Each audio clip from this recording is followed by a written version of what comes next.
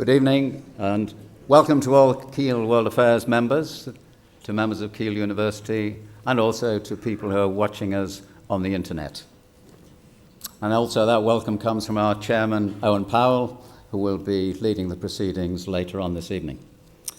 So this is the third lecture of our autumn series, and as everyone realizes, it's an important evening because it's the second of our three lectures to celebrate Charter Year, the 50th anniversary for Keele University.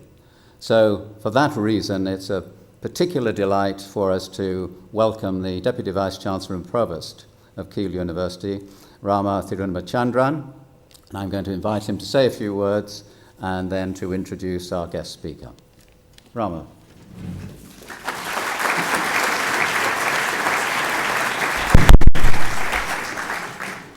Thank you very much for that introduction, Bill, and good evening, everyone. It's a great pleasure to be here with you this evening, and it's an honor, will be in a moment for me to introduce the lecture, tonight's lecture.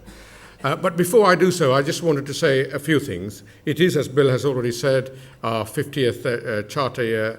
It's the second 50th celebration we are having. So those of you who know the history of Keele will know we were founded in 1949 as University College North Staffordshire, and then got our charter and the university title in 1962. So it's nice that this event is part of our celebrations, and we are grateful, obviously, for the World Affairs Group for enabling us to do that today. Now, a few months ago, I think, when our Vice-Chancellor Nick Foskett did a similar introduction, he talked about the history of the university and its origins and the foundations of the university. So I'm not going to repeat that, with apologies to those who were not here on that occasion. What I would like to do just for a few minutes is really just focus on where we are now and the world in which we operate as a university. And I'm literally going to take 2 or 3 minutes, so I'm not going to give a lecture on where Keele is at.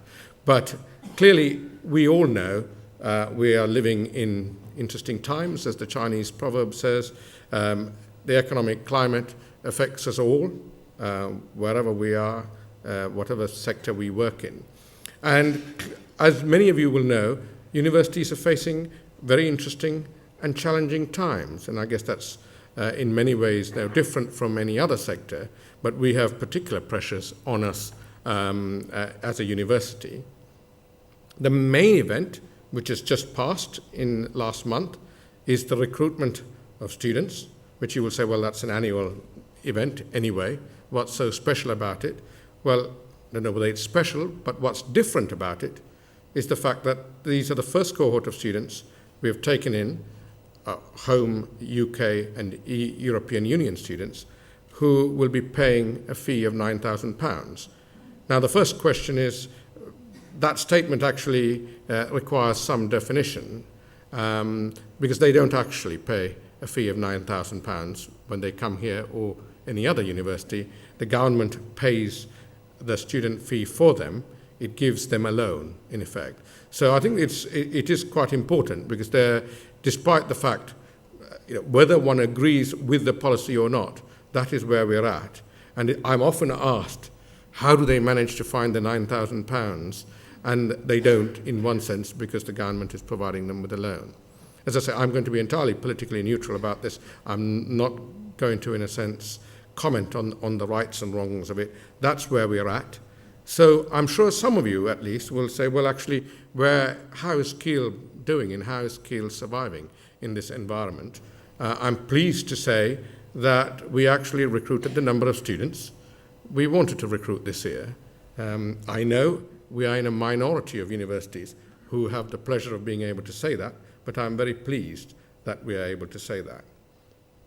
I guess then I asked myself the question, having been here 4 years, why is Keele in such a good position to be able to do that? And I think my answer is, it's the fact that we focus on our students and on the quality of the education they get. And being a smallish, with 9,000 students, campus university, we're able to give that special bit of attention to every student. And that, I think, makes a huge difference. Now, how do I know that for certain? Well, the evidence I have, I guess, to give to you this evening is there is a national student survey which is run independently by the Mori survey people and across all the university system. And the recent results published, these are students saying how they found their university once they had graduated. The recent survey put Keele as joint fifth of mainstream universities in the UK, and there are about 130 universities. We were very pleased. Last year we were 10th, the year before that we were 11th. Of course, we'd like to do better than 5th next year, but of course there are 125 places below 5th, so it does keep me awake at night from time to time. The other focus, I think, for Keele has been on producing students who actually have the skill sets to go into employment. And again, there is a survey called the First Destination Survey, which puts Keele in the top 10 in the country, and I think Keele's been in the top 10 now for the last 4 or 5 years. So I hope that leaves you with a little bit of sense about Keele, where Keele is at now, and how we are coping and managing. I'm grateful for all those who come here to the World Affairs Group, because directly or indirectly you are supporters of the university, and I appreciate and welcome that. Now, it is a great pleasure for me to introduce tonight's speaker, Sir Michael Aaronson, who is going to talk to us this evening about revisiting international intervention. And that's obviously a very broad topic, and we very much look forward to hearing him. Sir Michael graduated from the University of Oxford, went straight into Save the Children at the time to work as a relief worker in Nigeria. But then he returned to the UK and joined the diplomatic service, where he served the country in a very distinguished way over a decade and a half, I believe, in a number of countries all around the world, representing Her Majesty's government.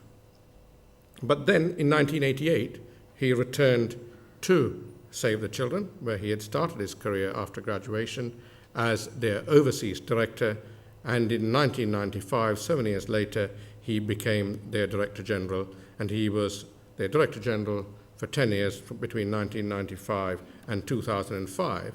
And those of you who have followed the fortunes of Save the Children will recognize that the late 80s and early 90s was the period when Save the Children, in a sense, hugely transformed and became the sort of professional, and very outward-looking and far-sighted organization it is now. So much of the credit for that should go to Sir Michael. Though he has now retired from Save the Children, I know he keeps himself very busy. He was until recently a civil service commissioner, and he continues at the moment as chairman of Frimley Park NHS Trust, and also as a professorial research fellow at University of Surrey. So without further ado, it's a great pleasure for me to invite Sir Michael Aaronson to give tonight's lecture.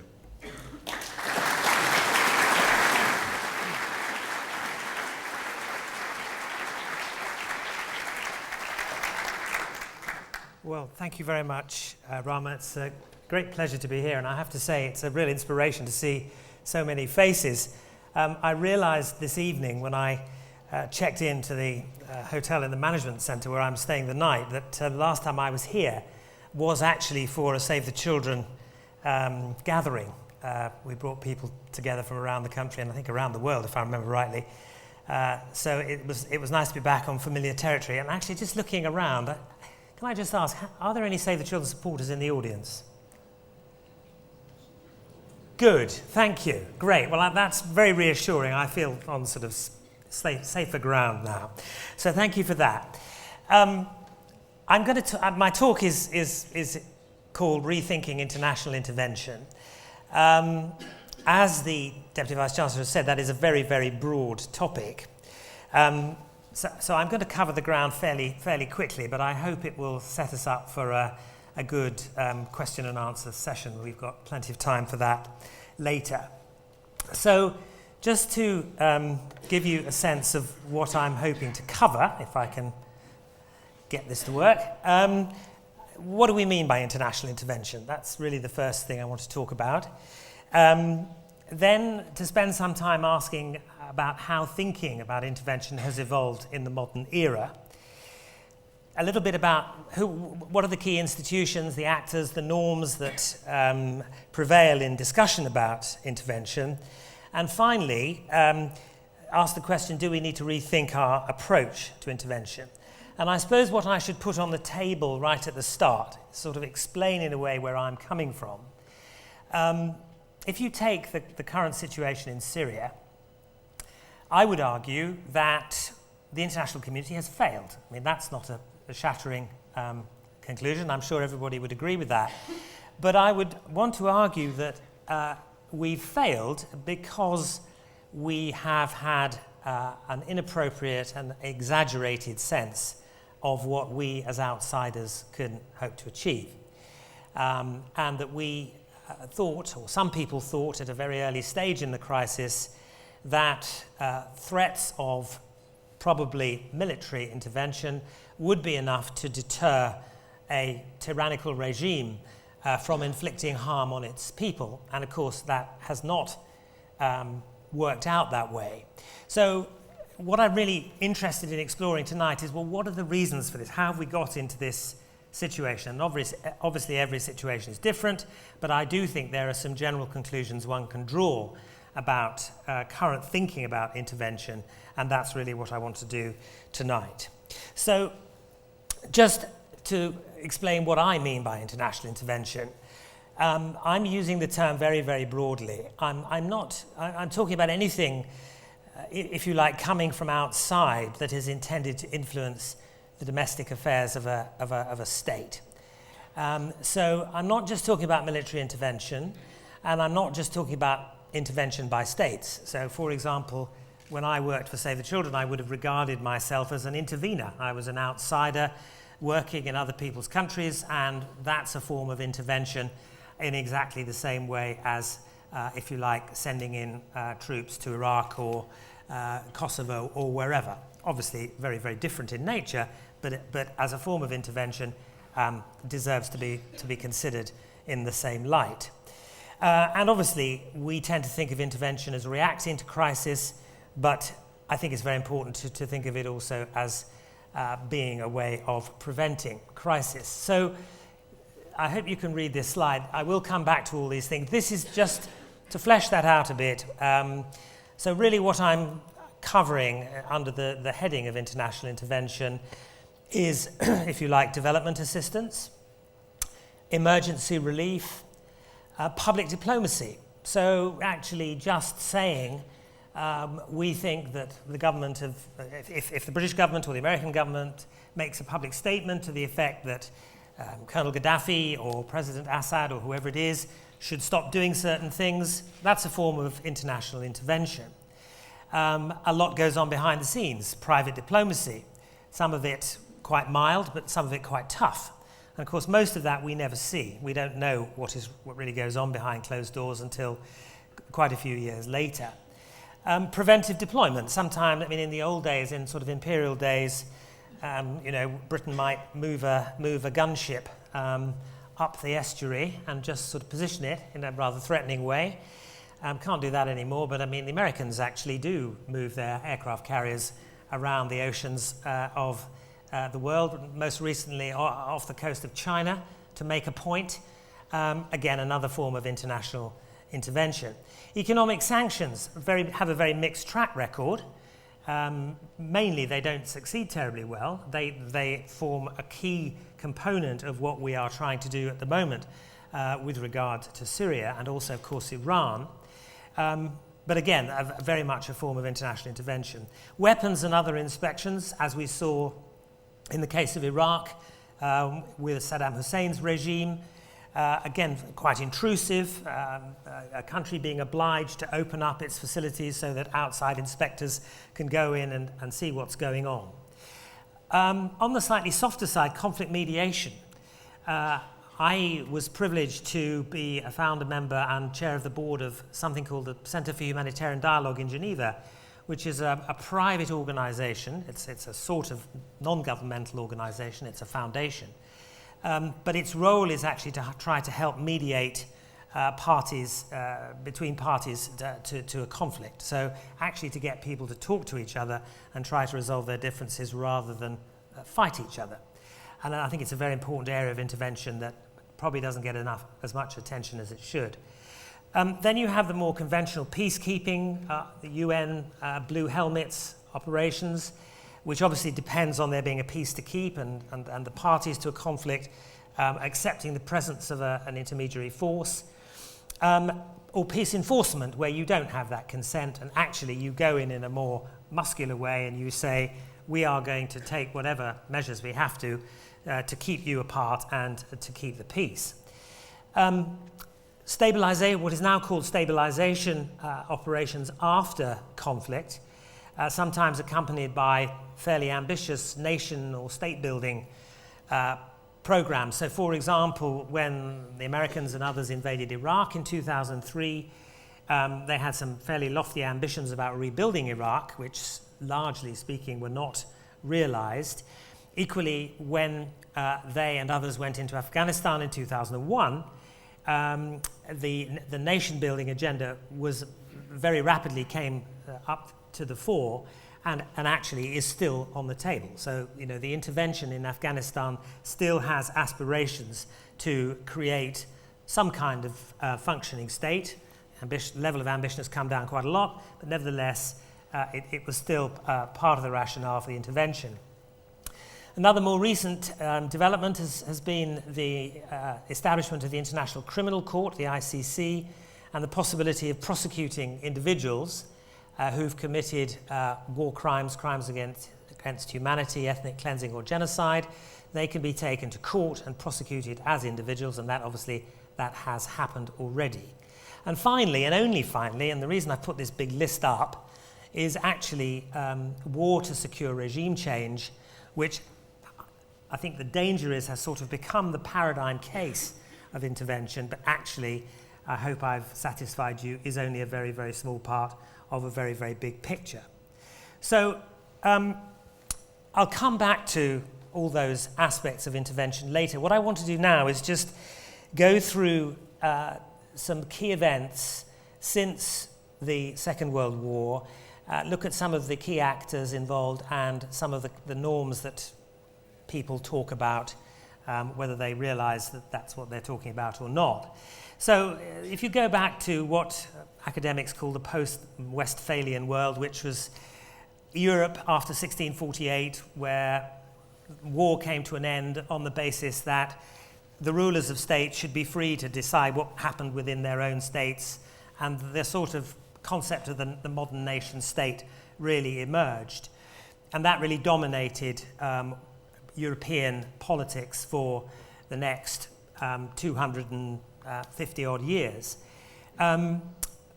But, of course, the balance of power, if you like, was a sort of predominating theme of relations between states. Lots of wars, actually, but somehow all designed to preserve a balance of power and stop things sliding into anarchy. But of course, the low point of that regime was with the First World War and the Second World War, where the limitations of the concept of the nation state and territorial ambition were seen. And after the Second World War, with the creation of the United Nations, this really reflected a determination on behalf of the great powers, the victorious powers, that this was not going to happen again. And we had to have an effective system to end the scourge of war, which under the UN Charter is only permitted in specific circumstances.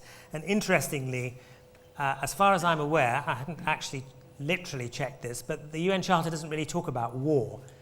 It talks about the the preservation of peace and security. And the only circumstances in which states are allowed to go to war are either in self-defense or to help preserve international peace and security with the express authorization of the UN Security Council.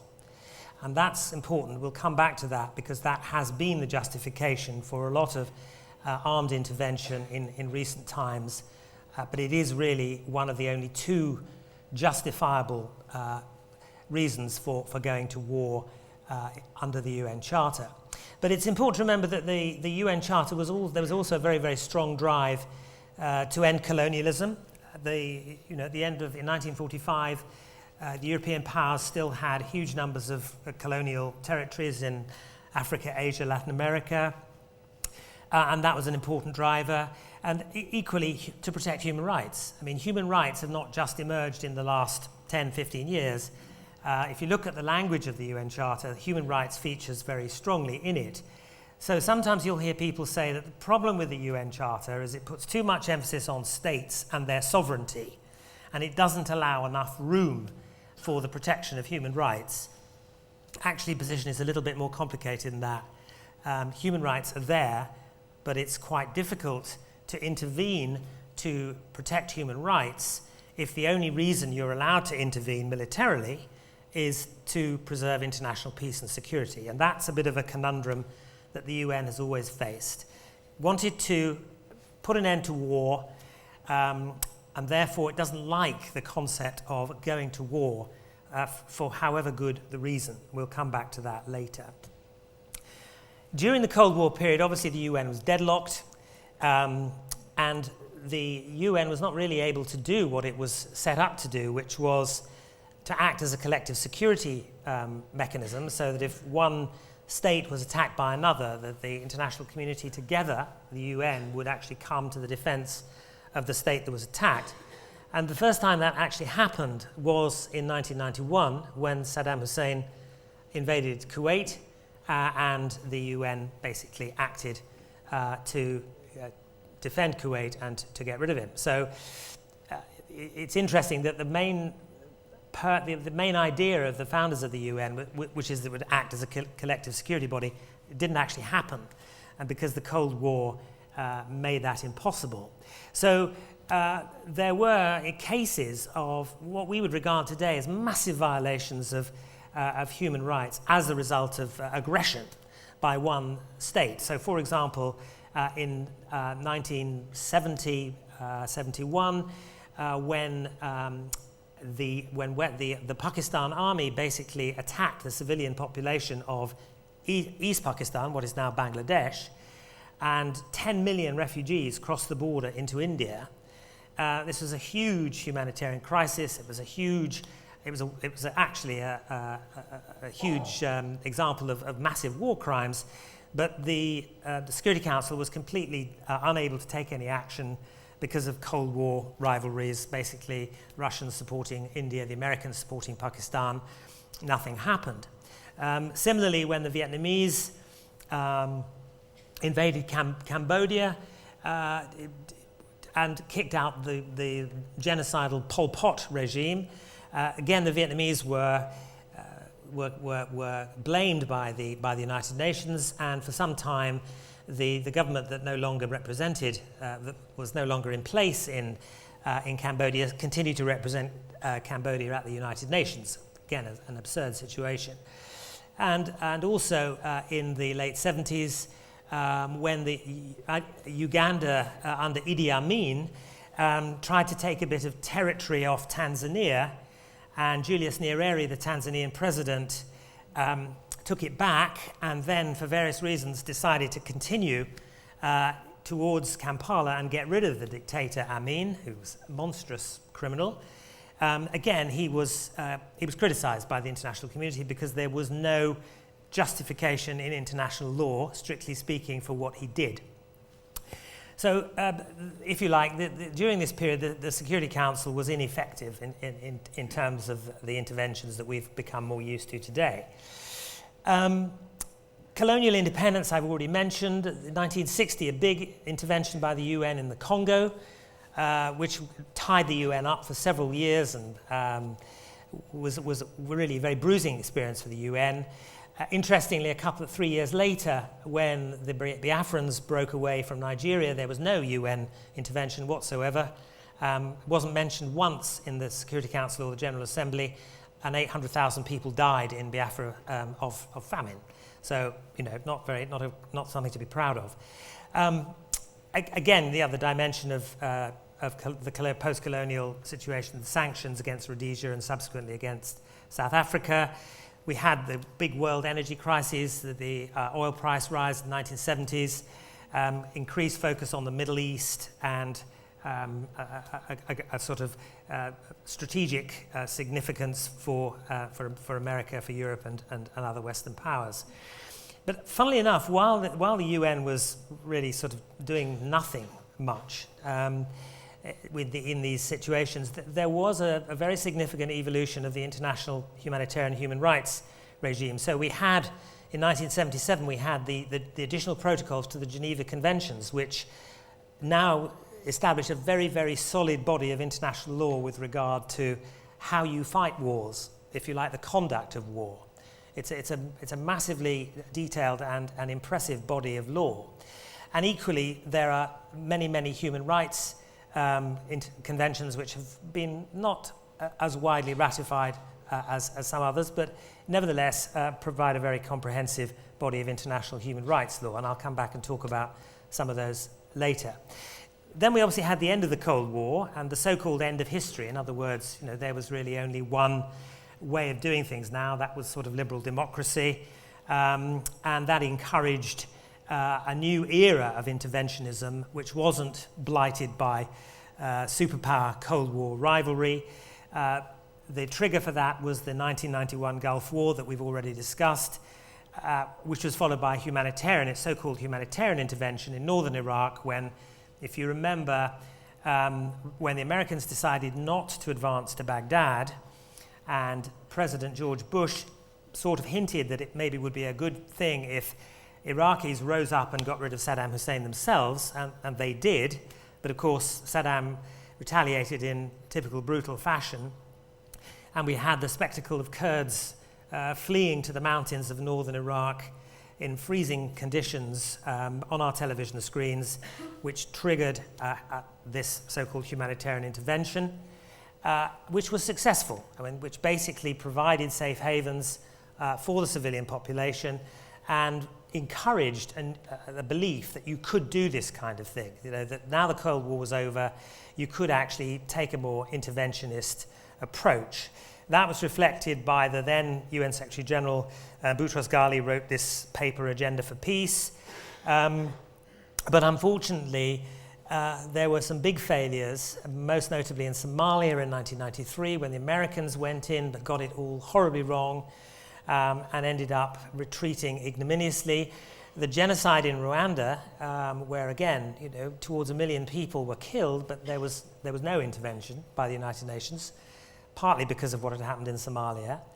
And even closer to home in Europe, following the breakup of the former Yugoslavia, and particularly in Bosnia, eventually the Bosnian intervention was a success, but in the early days it was a case of a very weak force intervening and trying to provide humanitarian assistance, which was really exploited and scorned by the warring parties. So, Bosnia was a success in the end, but a huge amount of untold suffering in the meantime. So again, the 90s, which started optimistically, ended with the UN in a degree of crisis because of these failures.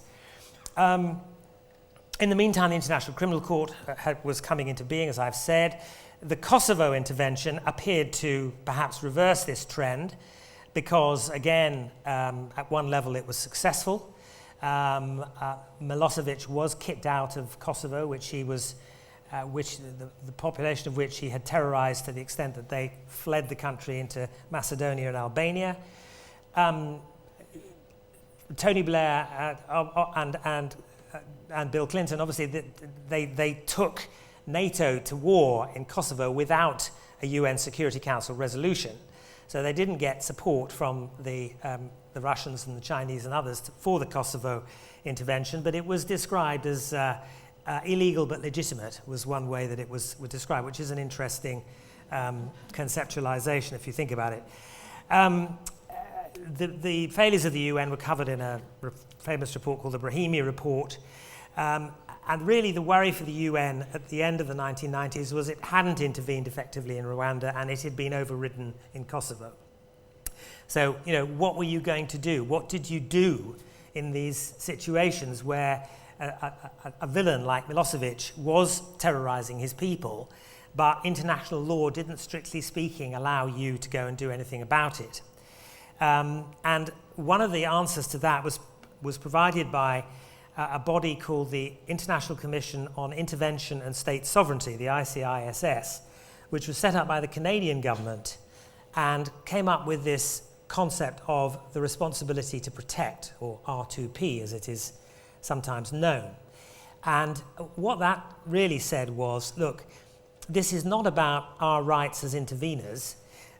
This is actually about placing responsibility for the welfare of people fairly and squarely on the shoulders of their leaders. And only if the leaders are not willing or able to do that will the international community, acting collectively, intervene. So responsibility to protect was an interesting way of kind of putting responsibility where it should lie, but retaining the possibility of intervention should that fail. It was nearly derailed because just as it was about to be produced, 9/11 happened. And immediately, people who had been concerned, if you like, about how to carry out humanitarian intervention, suddenly became much more concerned with the counter-terrorism agenda. And if you like, a lot of things became securitized. So the whole development assistance effort was in danger of being seen merely as contributing to, if you like, national security, which for those of us who work in development was clearly very threatening, because for us, development is actually an end in itself, and it's something you did because you believed in eradicating poverty, not to make yourself safer. And that was the danger after 9/11. And if you look at the statistics, certainly in America, what happened to development assistance during the next decade, a lot of it was shifted away from civilian agencies like USAID into the military and to the Department of Defense. Obviously, another strand of this was the completely, let's just say, was the invasion of Iraq. I won't qualify it any more than that, but generally perceived to have been, as President Obama said, or candidate Obama said, a dumb war, with consequences we're familiar with. Nevertheless, by 2005 and 6, R2P was adopted by the UN. So it sort of was on the statute book, if you like, and as an approach to intervention. However, the first sort of real test of R2P, it was in Darfur in Sudan, where again several 100,000 people had been killed, forced to flee their homes, and really it was a sort of major human rights disaster and humanitarian disaster, but the United Nations could not get its act together, could not intervene effectively, and the Americans and the British in particular really had their credibility damaged so much by the Iraq failures that they were really unable to push the agenda through. There was an interesting case in 2000, at the end of 2007, beginning of 2008 in Kenya, where as a result of disputed election results, the country was in danger of slipping into civil war. But the African Union appointed Kofi Annan as a mediator.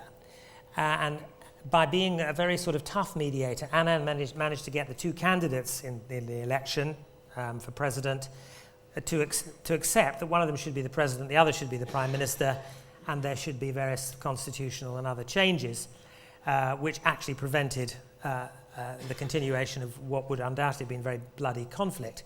So the question with that was, well, was that a good example of responsibility to protect? Or was it rather a failure of prevention because this crisis in Kenya had been coming for several years? Why had it not been dealt with sooner? Another interesting example was in 2008 when Cyclone Nargis hit Burma. And again, hundreds of thousands of people had their homes and livelihoods destroyed and were in desperate need of assistance. But the Burmese government didn't want to allow outside agencies in to provide relief. And so some people, like Bernard Kouchner, the French foreign minister, argued that the responsibility to protect should be invoked, and, if you like, that French warships, which happened to be off the coast of Burma, should intervene coercively to provide assistance to the population. It didn't happen. And then to come up to date, 2011, 2012, Libya, we're all familiar with what happened in Libya. There were 2 Security Council resolutions authorizing intervention, authorizing the establishment of a no-fly zone, which actually became an operation to get rid of Colonel Gaddafi. Although the language of responsibility to protect was only used indirectly, a lot of people said this is the first real instance of the Security Council using responsibility to protect to justify military intervention. However, the downside of Libya was that they were unable to use the same tactic with regard to Syria, because this time the Russians and the Chinese decided they were not going to go along with the vote in the Security Council, and the result has been a deadlock, and even Kofi Annan couldn't repeat his magic as the mediator. Who are the key actors in all this? Obviously, states and their governments at the United Nations, the UN with its apparatus, regional organizations like the African Union. A role for them is prescribed in the UN Charter, and arguably they are becoming and will continue to become more important. Defense alliances like NATO. I mean, it's important to remember NATO is a self-serving body, but it's given itself, or it struggles to decide whether it wants to give itself a role as a kind of guardian of the peace on behalf of the United Nations. NGOs play, non-governmental organizations like Save the Children and others, important actors. The International Committee of the Red Cross and the wider Red Cross movement. And of course, non-state actors, because most international conflict now is not between states, it's within states. And so actually finding a way to engage with rebel groups, for example, in Darfur in Sudan, how do you actually, if you're trying to mediate, if you're trying to bring people to the table, and you've got a multiplicity of rebel groups, a fragmented community, how do you actually get them together so that you can orchestrate a dialogue between them and the government? And then private diplomacy, I've already mentioned. Just quickly to go through the key norms, I won't go into the detail of just war theory, but it's been around for several centuries. I mean, it goes back to St. Augustine. And it covers your right to go to war, the law of war, how you should conduct yourself in war, and increasingly now people talk about how you should conduct yourself after war. So if you actually do intervene militarily, what are your obligations after conflict, which is obviously very real with regard to places like Afghanistan and indeed Libya. I've already mentioned the law of armed conflict, well established. The Hague Conventions at the end of the 19th century, the Geneva Conventions, 1948, additional protocols, 1977. This is a very, very strong and powerful body of international law, which it's very easy to overlook. If you wanted to apply a strong lever to the Syrian government, you could argue that there was a civil war in Syria. You know, you can actually take people to court if they commit war crimes, if they commit egregious violations of international humanitarian law. So, you know, there are quite powerful levers there that can be used if they're used wisely. And finally, obviously, the UN Charter we've discussed, the Human Rights Conventions, 1948, the Declaration of Human Rights and the Genocide Convention, and then all those acronyms, civil and political rights, social, cultural rights, elimination of discrimination against women, Convention on the Rights of the Child. You know, this is a massive an impressive body of international human rights treaties that, again, we neglect at our peril. So going back to Syria, even before Syria became an internal armed conflict in the language of the Red Cross, human rights law does apply. And so if people are actually abusing human rights, you've got instruments there that you can use to try to do something about it. Humanitarian intervention, responsibility to protect, International Criminal Court, and countering terrorism. We've talked about spreading democracy was a big thing for George W. Bush. I think President Obama has decided that's not a legitimate object of American foreign policy. So, there's been a subtle shift there in the way the Americans view these things. It would be very interesting to see what would happen if Mitt Romney won the election. Okay, so back to kind of intervention. Obviously, you can see it as a continuum. You can make speeches, you can make broadcasts aimed at the population in a particular country. You can provide economic aid to try to further your own interests. You can provide military advisors to maybe, as the Americans did for many, many years in Egypt, advisors to the Egyptian military. You can support the opposition overtly or clandestinely. You can mount a blockade, sanctions. You can have limited military actions, moving your warships up the Gulf, or you can do a full-blown military invasion. So you could see that as a continuum, and you choose your point on the continuum.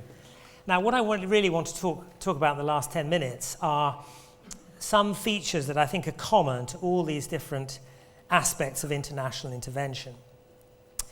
I think it's important to remember with intervention that you are essentially interfering with the natural course of events. And if you think in terms of medicine, you might think that a medical intervention is a kind of straightforward, scientific, uncomplicated thing. But actually, of course, it's not, because it's based on a set of beliefs about how things should be. And not everybody shares those beliefs. So there are some religious sects, for example, that do not accept blood transfusions and other forms of intervention. So, there are limits to how much you can apply your belief about what kind of intervention should take place, because not everybody is looking at it in the same way. And the other thing, it does bring responsibility. So if you intervene, you can't just sort of intervene and then walk away from it. You have to be responsible in your decision to intervene. You have to be responsible in the way you intervene, and you have to be responsible for the consequences of your intervention. And this is why it is really important, if one's studying intervention, to focus on as much on us as the interveners as on them, i.e. the places that where we are intervening. And this doesn't usually happen, because if you sort of look at the literature about conflict and crisis around the world, you'll find all sorts of terms such as failed states or failing states or whatever. And the problem is almost always defined in terms of what's happening out there, whereas in actual fact, very often, the problem is defined by us. The problem is defined by how we conceptualize and how we define our own intervention. So one of the things we're trying to do at the University of Surrey, we're setting up a Centre for International Intervention, is actually to apply the lens as much, if you like, to us, the interveners, as to them out there. And the sort of questions that I think you have to ask when you're looking at any situation is, for whose benefit is this intervention? Are we really intervening in country X to make life better for the inhabitants of country X, or are we doing it because it serves our own strategic or other interest? Who's got to agree to this? Are we free to intervene because we're a great power, or is some kind of consent required from the people in whose country we're intervening? What about justification and authorization? Kosovo, I've already said, was not authorized, but was justified with reference to what was happening on the ground, and many people felt it was justified in terms of the outcome. One of the big hesitations the Americans have had about responsibility to protect is they don't want to be obliged, they don't want to be committed to intervene in situations not of their choosing. Whereas people like Bernard Kouchner, I already mentioned, used to talk about the duty to intervene. So is it a duty, or is it something that one is entitled to do if under certain circumstances, if conditions are right? And what is the relationship between law, ethics, and politics? You know, you can look at a situation in terms of what does international law allow. And of course, the problem with international law is not like domestic law, because there's no supreme authority in international law. So international law is almost a sort of what people are voluntarily signed up to, and you have to hope that they'll stick to it. But if they don't, there's not a lot you can do about it. So the law only takes you a certain way, and of course underpinning the law is a set of moral principles. So what is ethical? Is it ethical not to do anything in Syria, given what's happening to children, for example, in Syria? Is it ethical? There may not be a legal basis for intervening, but actually, do we really feel comfortable doing nothing? And finally, the politics. The biggest single factor, the biggest single challenge facing Kofi Annan when he was appointed as the mediator in Syria was nothing to do with Syria, it was all to do with the Security Council. His job as a mediator essentially was to mediate between the 5 permanent members of the Security Council who could not agree about what needed to happen in Syria. And that's international politics, but it might also be domestic politics. When Britain and France decided to intervene in Libya in 2011, there were big drivers in terms of domestic politics in France, where Sarkozy was facing an election a year later, had been made to look foolish over Tunisia, the French position on Tunisia, and was determined to show a bit of muscle over Libya. Equally, David Cameron had been embarrassed here because we made a mess of getting British nationals out of Libya when the crisis erupted. We had a plane stuck at Gatwick, if you remember. Everybody called it a shambles, and the opposition was having a field day in Parliament. And domestic politics also played a part in framing our intervention. The things that concern me about intervention are that it's very disruptive. And I think very often we intervene without really understanding fully the extent to which we are disrupting local processes. Also, the power relationships are very unequal. The fact of the matter is that there are certain nations which have the power to intervene, and you could say there's sort of one law for them and another law for everybody else. The possible unintended consequences we've seen in a number of examples already. Securitization I've talked about, and you always come back to this tension between self-interest and altruism. So on whose behalf am I really doing this? And I think the term humanitarian intervention, which I really don't like because it's abused so much, is a good example of this. Humanitarianism is about doing things for altruistic reasons. That's it. We respond to suffering on the basis of our common humanity. There's nothing more to it and nothing less than that. That's what humanitarian action is. And yet, humanitarian intervention in the last 15, 20 years has come to be used in this way. It's come to been used to describe a very particular form of intervention, which is very unlikely to be motivated by purely humanitarian concerns. There may be an element of humanitarian concern there, but you can be sure there's also a lot of other things thrown in the mix as well. So Libya is a case in point. There were very, very good reasons for wanting to intervene in Libya and see the back of Gaddafi. Everybody was fed up with Gaddafi. He'd been there 40 years, couldn't be trusted, horrible man, etc., etc., etc. That is not a humanitarian reason for intervening. So humanitarian intervention is much more complicated than it looks. And the fact of the matter is, we might think it's a humanitarian intervention, but interventions are perceived differently by different people. So if I look at these two descriptions here, the first one, justified attempts by well-meaning outsiders to make life better for other people whose human rights are being denied, could equally well be described by somebody else with a different perspective as the various ways the powerful seek to bend the weak to their will. And if you look at Kosovo, if you stick Kosovo on the top of that slide, I think you would find people who saw the Kosovo intervention in terms of the first quote there and also the second. And this one, overambitious and usually unsuccessful attempts by outsiders to shape the course of events in countries they don't understand, versus ending or preventing conflict, improving the lives of women and children, and helping to secure a stable democratic future. I think you could stick Afghanistan on the top of that slide, and you would find people who would passionately argue that either the first or the second quote applied to that intervention. So it's not as straightforward as it seems. And, question, is it time for a rethink? Are we entering a new era? Do the lessons of the intervention in Iraq and Afghanistan suggest that maybe this project has been a bit overambitious, and our power to go in and reshape societies by putting boots on the ground and then by pouring in lots of development assistance to stabilize and eventually to develop the country, do we think that actually perhaps that's not such a good idea after all, because basically it doesn't work? Or do you take Libya as a positive example? Do you think Libya shows that actually, yes, you can do this kind of thing, you can intervene?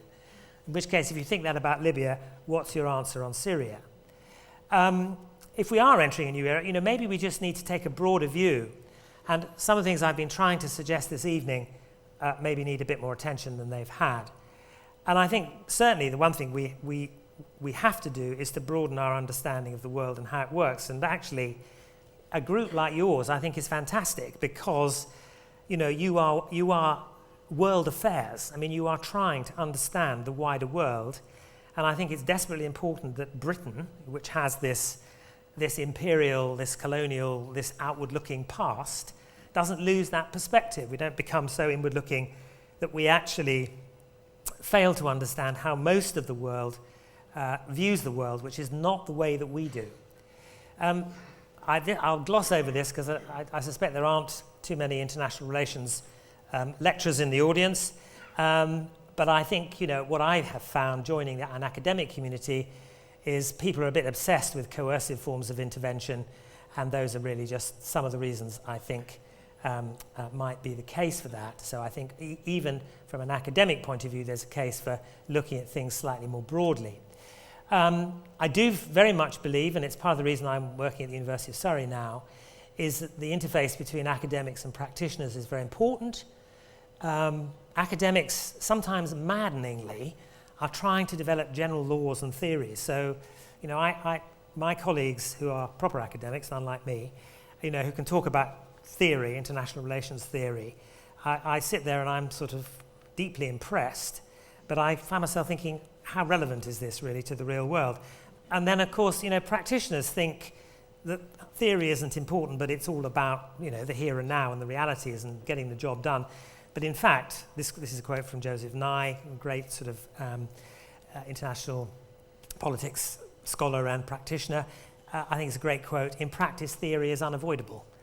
We are all using theory all the time, whether we like it or not. We are selecting examples to try to illustrate a point which supports a theory that we have. So public policy, the poor people in the Foreign Office or in the Cabinet Office or number 10 who are trying to decide what do you do about Syria, they need to understand, they need to hear practitioners like myself when I was at Save the Children, but I think they also need to hear academics who are trying to make sense of a sometimes rather daunting environment. So again, part of the things we're trying to do at the CII at Surrey is to bring those three communities together, the academic community, the practitioner community, and the policy community, because we all have a shared interest in doing it better. Okay, just last couple of minutes to conclude. As I say, I think this focus, this mindset that, it's gone on my screen, but you've still got it. This mindset that international intervention is just about military humanitarian intervention, I think is pernicious and dangerous. Despite the UN Charter, despite all the other body of international law that we've got, despite the emergence of the doctrine of responsibility to protect, there is no clear and easy and simple answer about when and how you intervene if something terrible is happening in some far-off land being committed by some dreadful tyrant. I mean, it remains a very contested topic, and Syria proves the point. And I think if you interrogate the Russians and the Chinese about why they have blocked some of the moves from the West in the Security Council, not all their reasons are going to be self-interested and easy to dismiss. There are some quite good reasons why coercive intervention may not be quite such a good idea. I would say this, wouldn't I? But for me, the one thing that should have happened all along in Syria and that hasn't happened is that the ICRC, the Red Cross, should have been given access to people who need their help. And, that is not a bad policy ambition. Whatever's going on, whatever the politics, however much people are disagreeing with each other, can we please make sure at least that we reach the wounded on both sides of the conflict, we reach civilians, women and children in particular, who are suffering from the conflict. That Henri Dunant, when he was on the battlefield at Solferino in whatever it was, he said, this is ridiculous. It's a terrible, brutal, bloody war. People are dying on both sides. People are wounded on both sides. Nobody can reach them. That's the basic idea of the Red Cross. Neutral, independent humanitarian assistance, subsequently expanded to include civilian victims of conflict. That is the most important thing that we should be trying to achieve as an international community, I would argue, rather than focusing on regime change, getting rid of tyrants. So, in short, I think intervention needs to be a lot more intelligent than it has been in many of the interventions we've seen in recent years. And finally, that, if you can read it, is our website at the University of Surrey. If you wanted to see any more about any things I've been talking about, there are quite a lot of blog pieces up there. It's a rather complicated web address, but if you just Google CII, I'm glad to say the first thing that comes up on Google when you Google CII is the Chartered Insurance Institute. That's not us. The second thing that comes up is the Centre for International Intervention. That is us. So we've obviously achieved something in a year and a bit that we've been doing it, because we are now number 2 on Google. I suppose my main ambition should be to get us ahead of the Chartered Insurance Institute. But anyway, that's our website, and if you're so minded, you might want to have a look there and you'll see more about some of the things I've been saying. So, thank you all very much for your attention. Look forward to having a good Q&A session shortly. Thank you.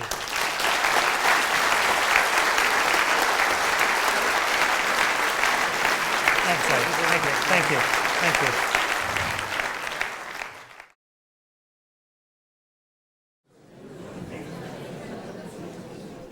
Ladies and gentlemen, question time. Just wave your hand and Grant will be with you. Thank you very much indeed. One at a time.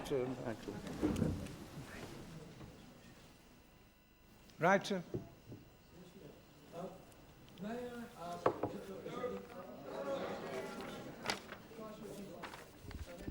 Hello? Yes. Is there any possible justification for having drones flying over other people's countries capable of dropping bombs on them?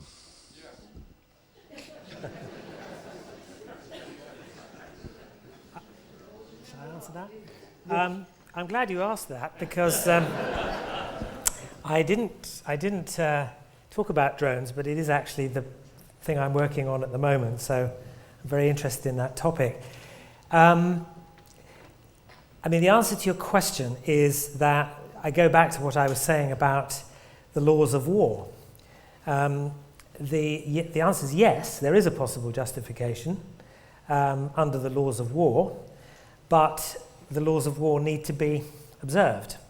And I'm not a lawyer, so I have to be careful what I say, but in a nutshell, if you go back to what I said about the UN Charter, the two bases for taking military action, one is in self-defense. So what the Americans argue is that they are acting in self-defense, still as a result of 9/11, because they are fighting transnational global terrorism. That's their justification. Therefore, if they have evidence that somebody is planning to harm the United States, they are justified under the laws of war in killing them. That's their argument. Now, a lot of people, including lawyers in the United States, would disagree with that. The problem, as I alluded to, is who decides? You know, where does that case get judged? The answer, I think, is if Pakistan, let's just take the drone attacks in Pakistan, if Pakistan chose to take the Americans to the International Court of Justice, it could. So it could go to the ICJ in The Hague and say, the Americans are infringing our sovereignty, you know, please rule on this. That's one route I think they could take.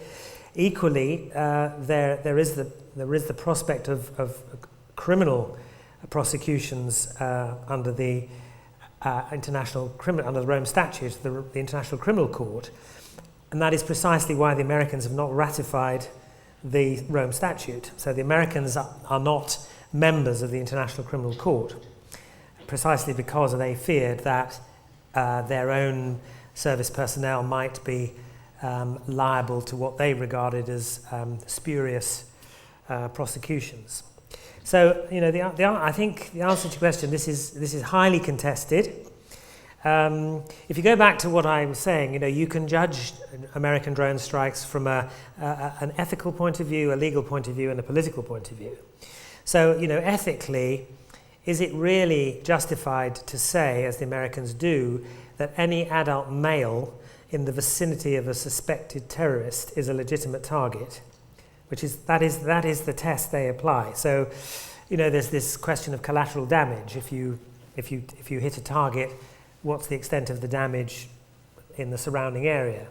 And the technical term they use, collateral damage. Well, the American justification is if an adult male is in the vicinity of a terrorist suspect, then that person is a legitimate target. So you have to ask yourself, is that an ethically sound position? You then have to ask yourself, is what they're doing justified under international law, which is what I've been talking about? And then you have to ask yourself, is it politically wise? And from that point of view, some people regard Obama's increasing reliance on very high technology interventions like drones, like cyber attack, the cyber attack on the Iranian centrifuges in their nuclear reactors. You know, some people regard that as a very, very smart form of intervention, much smarter than putting large expeditionary forces on the ground in places like Afghanistan and Iraq. Others, I would say, regard it as politically very unwise because they are driving the Pakistanis further and further away from the Americans. So, you know, I think if you judge it from an ethical, a legal, and a political point of view, it's quite, you know, that's how you answer your question, I think. Gentleman in the back. Thank you very much for a very interesting lecture. If you had the power, would you use that power to make the situation better? Well, I suppose I've never thought of that because there's not the remotest chance that I'll ever have it. I honestly think that we've drifted away from the concept of humanitarianism. And I think even in a situation of strife, even where people are sworn enemies, it is possible to minimize the harm to innocent people if the principle of humanitarianism is respected. And you know, that's what I would like to see restored. So go back to what I was saying about Syria. In the early days, if rather than sort of attacking each other, the 5 permanent members of the Security Council had sort of sat down in a closed room, which they do all the time, and said, look, we're not going to agree. We're just not going to agree on intervention in Syria. You know, you want to go in and you want to say that Assad should go. I think he should stay. We're not going to agree on that. So what can we agree on? You know, I would say the one thing we can agree on is all of us should put maximum pressure and use all the levers at our disposal with all the parties to this conflict to make sure that innocent civilians do not suffer, that relief, emergency relief is provided, and so on. And now, they didn't do that. The ICRC works away patiently in the background and, manages to achieve quite a lot on its own. But for me, that would be the one thing that I would want to put back in place.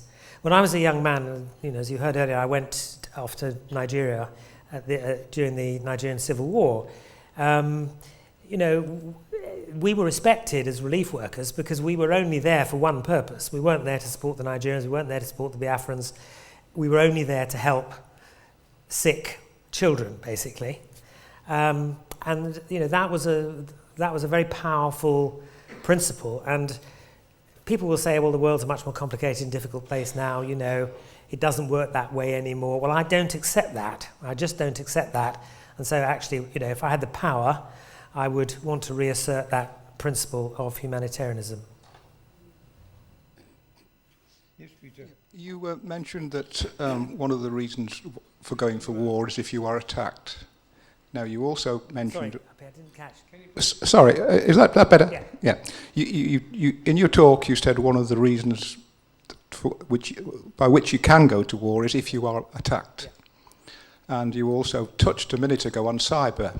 Now, things are getting more and more and more and more sophisticated. Mm-hmm. And suppose there is a cyber attack and the whole of the central electrical distribution system is knocked out in a country, or something on that scale. Is that a justification for going to war?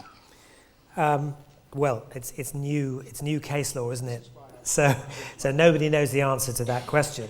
But I think from a common sense point of view, you could say two things. You could say, well, yes, clearly it is. If you're attacked in that way, that would seem to me to be a reasonable, you'd have a reasonable case. The problem, though, and I'm not an expert in this, but as I understand it, the problem is it's very, very difficult, if not impossible, to know where the attack comes from.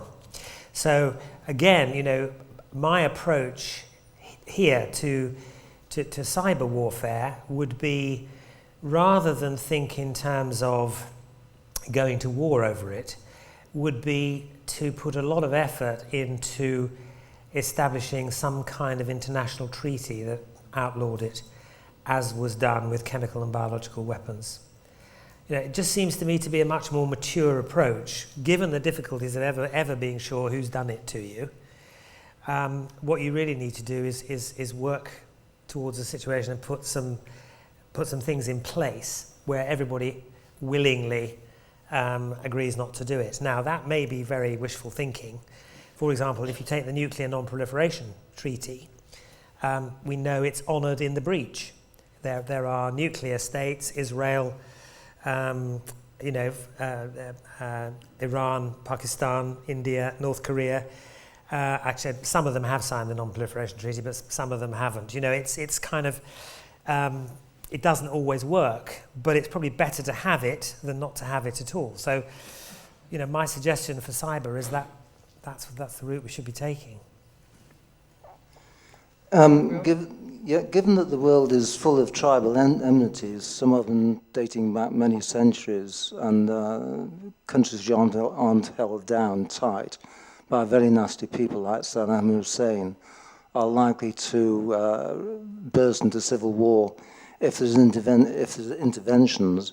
Don't you think that an intervention in many cases can be responsible for precipitating this sort of course of events where you could end up in a civil war situation because there's no hard man in charge anymore? Okay, so an example of that would be Libya, wouldn't it? Where you had a hard man in charge, you had a very fragmented society, lots of quite small clan, tribal groups, and you take out the hard man, and there's a real danger the whole thing might just implode. That's the kind of situation. Yeah, I think you're absolutely right, and I talked about disrupting local processes that we may not understand very well. One thing I do know for sure is that when we had to decide in a hurry what we were going to do in Libya, we knew very, very little about Libya. if you talk to people in the British government, they're quite honest about it.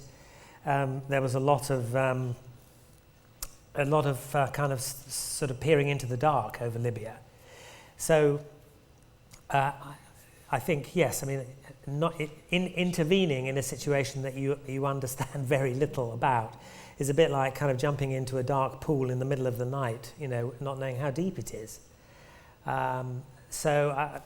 It's not a reason, it's not an absolute reason for not doing anything, but it's a reason for thinking very, very carefully about what you are going to do. Lady up there. Yes.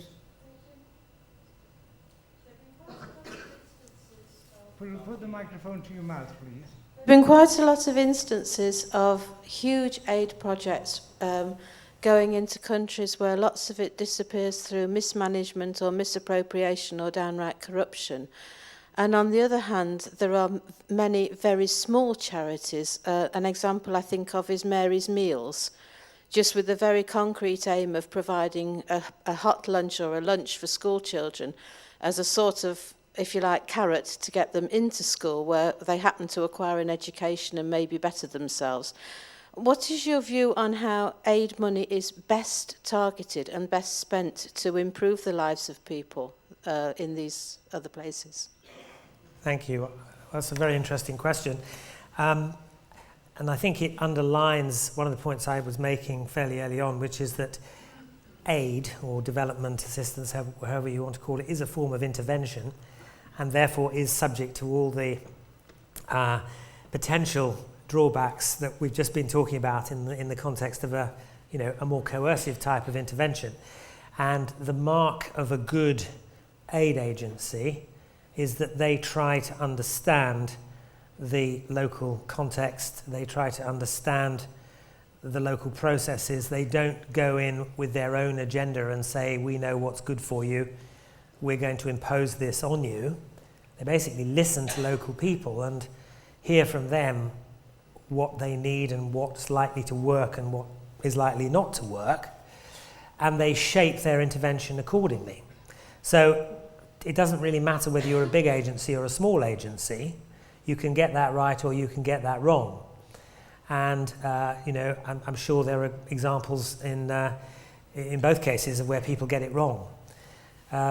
So in terms of how is aid best spent, it's best spent by supporting local people in the right way and helping them to take charge of their own destiny.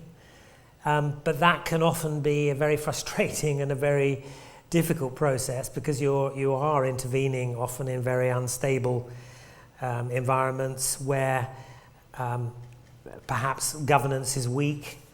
There may well be corruption, and you may not have a 100% success rate with everything you do.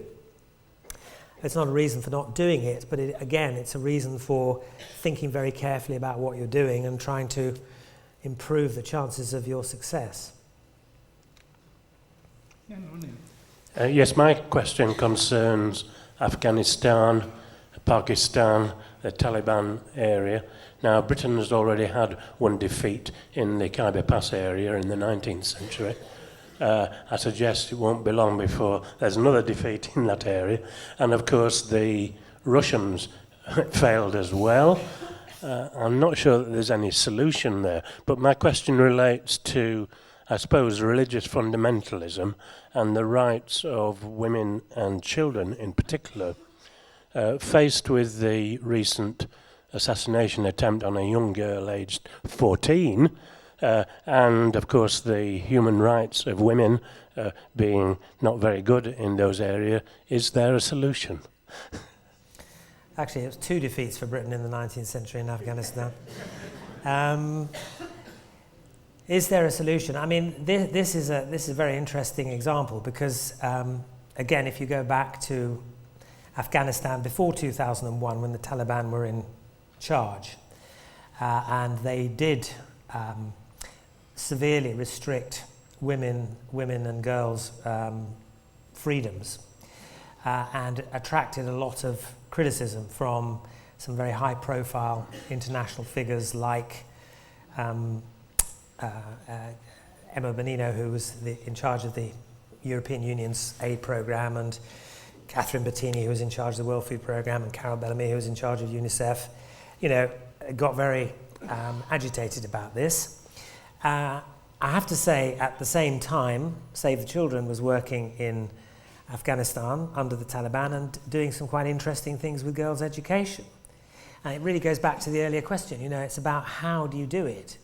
And sometimes it can be very, very difficult, but that's where your skill lies. Your skill lies in taking a very difficult, unpromising situation, trying to understand it through the eyes of the people who live there, rather than our own eyes as outsiders, and see what you can do. And sometimes you may not be able to do very much. Another example is Burma, where, again, we worked in Burma for years and years and years and years, long before this recent opening up and liberalisation. People were furiously critical of the Burmese government and the abuses of human rights and the lack of freedoms for the Burmese people. But actually, if you were there and talking to the right people and working in the right way, there were things you could do. So I don't think it's for us to. We have to know where we stand. Okay, so we have to say at the Convention on the Rights of the Child. One of the things I mentioned to you before, that whole raft of international human rights treaties. Convention on the Rights of the Child is the most ratified human rights instrument there is. It's been ratified by all the members of the United Nations, bar 2. So you can tell me who the 2 are that haven't ratified it. Anybody know? Sorry? North Korea. No, not North Korea. One is the United States, and the other is Somalia. So, apart from the US and Somalia, everybody's ratified the Convention on the Rights of the Child. The Convention on the Rights of the Child is absolutely clear about the equal rights to education of girls and boys, okay? So, for us, you can't compromise on that issue. But it's really a question of how do you make your point, bearing in mind that you're operating in a culturally very, very different environment, that people may find it very hard to understand where you're coming from on this. They may think it conceals some other agenda that you have to destabilize their society. I remember when my wife was doing her PhD research in northern Nigeria. She was doing research on land use around a kind of northern Nigerian city called Sokoto. And one of the questions she had to ask farmers was how many camels they had. And, she asked one farmer how many camels he had, and he was absolutely furious, and he barked back at her and said, "What would you think if I asked you how many husbands you had?" People do see the world in very, very different ways. So for us, it's absolutely crystal clear, and girls should be in school, and they should not be discriminated against, of course. But actually, you try to get that thought into the head of a fundamentalist mullah with the Taliban. That won't be easy. So, are you up for the long haul of trying to persuade people, or are you going to send a drone in their direction? Yes, Bill. In a way, my question's related to the one you've just answered, but sometimes Western diplomacy or Western intervention seems to meet itself coming backwards, in as much as that I believe that the Taliban were once supported by the United States. We feted Assad here with a state visit, likewise Ceausescu. How do we overcome the sort of turning back on some of the policies or the fating of individuals who then themselves become tyrants? How do one overcome that, if there's any answer to that? Well, I suppose we're the only losers. That's the good news. If we sort of look stupid because we've embraced the tyrant. Tony Blair's famous hug of Gaddafi in the desert has obviously come back to haunt him. But the only loser from that really is Tony Blair. So things could be worse. But obviously it's difficult because you have to deal with governments as you find them. And you can try to minimize embarrassment. That other lovely occasion when Jack Straw found himself at some UN meeting or Commonwealth, I can't remember what it was, meeting, and, you know, darted across the room and shook hands enthusiastically with somebody who turned out to be Robert Mugabe. You know, it is difficult, but I think actually more seriously, the case of the arming the Mujahideen in when the Soviets were occupying Afghanistan. I mean, I think there one can actually see that as not necessarily the arming of the Mujahideen, but then the failure to stay the course once the Russians had left. I mean, that was the real mistake. And what happened was that, you know, the Americans were only really interested in arming the Mujahideen in order to give the Russians a bloody nose in the context of the Cold War. You know, they weren't really interested in Afghanistan. They were only interested in, you know, in the Cold War. So the big strategic error was, once the Russians had left, was to abandon the place and let it slide into civil war. So the, you know, the Russians went whenever it was, whenever I can't remember the date, and, you know, before long, Afghanistan was in a brutal civil war where far worse things were happening. That was the mistake. And then, of course, unsurprisingly, those same people that they trained and armed and all the rest of it then are now fighting them. Well, you know, who have they got to blame, really? Only themselves. And us, by the way, you know, not just the Americans. Last one from the balcony, thank you. Good evening. Given the current economic situation in the UK, is it right that the UK should continue to give money to some countries? And specifically, I was thinking about India, especially since they've got a space programme and an atomic energy programme as well. Okay, well, I mean, obviously every country has to decide how much money it's going to give in aid and where it's going to spend it. I would make a good case, I think, for continuing with the aid budget as at the level it is. And I think I would also make a good case for spending some of it even in emerging economies like India, and I'll tell you why. I mean, firstly, why is it important to go on giving aid even though we're under budgetary constraints in this country? I mean, there are a lot of answers to that question. One is we've committed to do so, and we've shown tremendous international leadership in making that commitment, and actually, if we renege on that commitment, it will have quite a damaging effect. Secondly, if you look at the numbers involved, it's actually a very, very small proportion of what we spend. Thirdly, I just think there's a moral case, and it's about what kind of nation do we want to be, actually. And I think, for me, prioritising the eradication of global poverty is something we should have high up our agenda, and we should be proud of it. So that's my argument for continuing with the aid budget. Why you would spend it in a country like India, even though it has a kind of nuclear weapon and a space program. India's got more poor people than any other country in the world, probably. So, you know, there is still a massive need there. And if what you're trying to do is to apply some expertise that you have as an outsider, that you can demonstrate, that you can prove on the ground, you can demonstrate that this is a good way of dealing with the problem, and you can then persuade the Indian authorities to adopt that approach and to apply it more widely, will have a big multiplier effect, and you may have a major impact on poverty in that country. And I can give you a first-hand example of that, which is China. In 1988, we took the decision in Save the Children to start a program in China. And I was asked exactly the same question that you've just asked. You know, why on earth would you go and work in China? It's a terrible regime, there's far too many people, blah, blah, blah.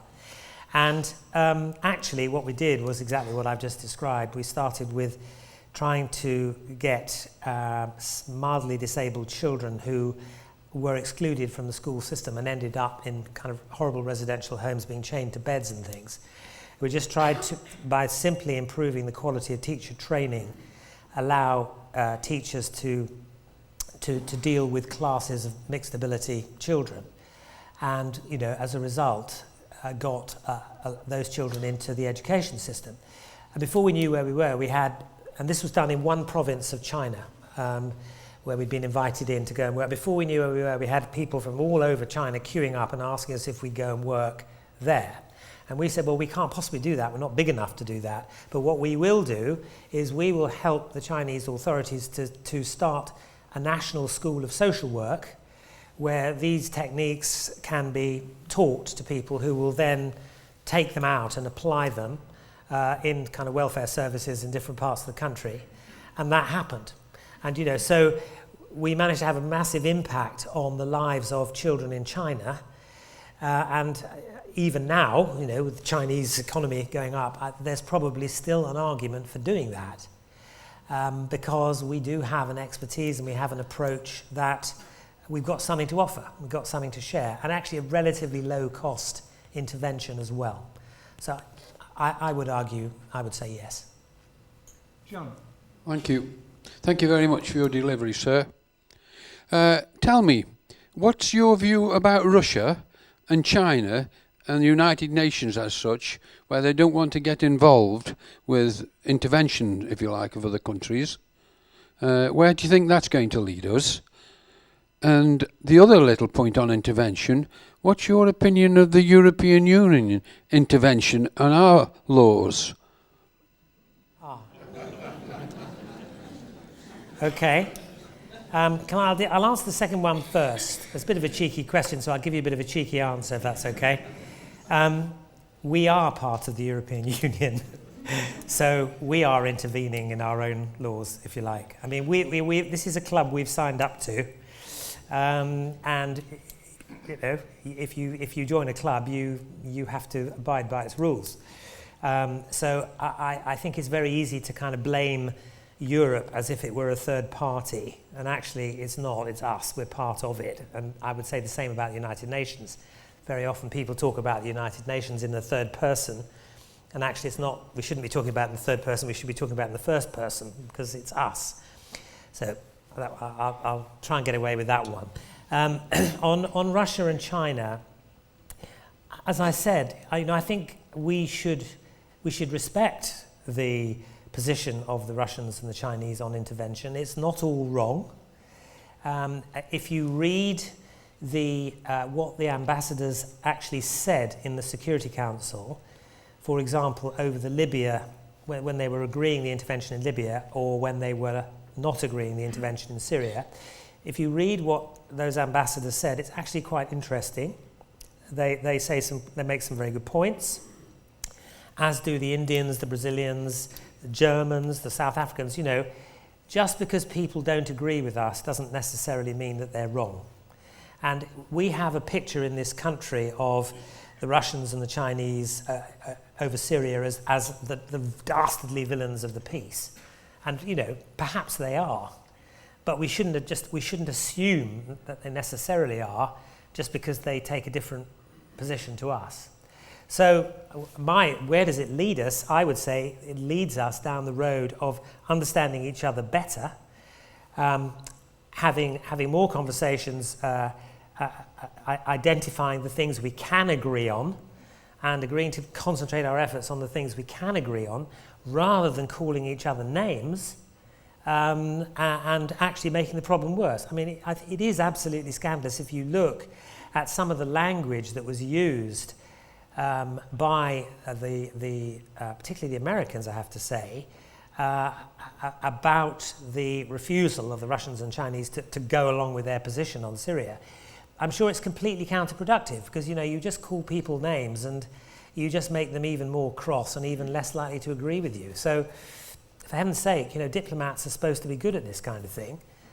They should be getting together and, as I said in response to an earlier question, identifying the things that they can agree about and not getting stuck on the things that they will never agree about. We were talking at coffee time about the areas where there are likely to be future conflict that needs resolving. And we made the distinction between areas where there's going to be humanitarian conflict and conflict as a result of economic things, like Iraq invading Kuwait because of the oil, and the likely one is Japan and China coming towards over the resources in these tiny little islands to the north of Japan. Given that the world price of food, the world price of resources have increased hugely in the last 4 or 5 years, given that the Chinese have been and mopped up a very large amount of available land for resources, natural resources in Africa, does this mean that the areas for economic conflict to be resolved in years to come are going to be significantly less than they have been historically? In other words, the main areas of conflict resolution are going to be humanitarian areas, if any are. I thought you were going to go in the other way, actually. I thought you were going to say that there are going to be more wars for economic reasons, for all the reasons. The Chinese will defend theirs.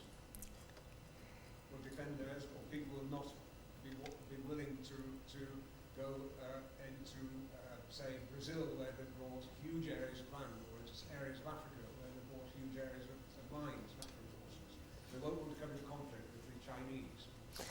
Well, I think it's possible that, you have to recognise the Chinese are going to be a major new force on the world stage. And yes, I think you're right. There'll be lots of people, lots of third parties, as it were, who won't want to come into conflict with the Chinese. I think that's perfectly true. So what might have been predictable before might not be so predictable in future. But I think there are going to be future conflicts, economic conflicts. Water is the obvious one. Oil, we already do it. We've been doing it for quite some time, and we toppled the Mossadegh regime in Iran in the 50s for oil, arguably. We tried to go to war with Nasser in Egypt, oil and the Suez Canal, but so. And of course, some people think that Iraq was all about oil or Libya was all about oil. I don't happen to share that, but so I think the economic factors have played a part in drivers of conflict for some time. But I think climate change, environmental degradation, increasing scarcity of certain resources is going to make all that worse. And the new challenges out there. They are not going to be the same as the ones in the past. And as you say, they're going to be new actors on the stage as well. Good evening. Speak up, please. About the intervention in Syria and intervention in general. All the point of the international intervention is saving lives, right? But how can we be sure that the situation afterwards is going to be more respectful of human rights and everything? For example, in Syria, so most of the militia and everything are paid by Qatar, by Saudi Arabia, by Muslim Brotherhood and everything. And there is actually a fatwa against the Alawi people.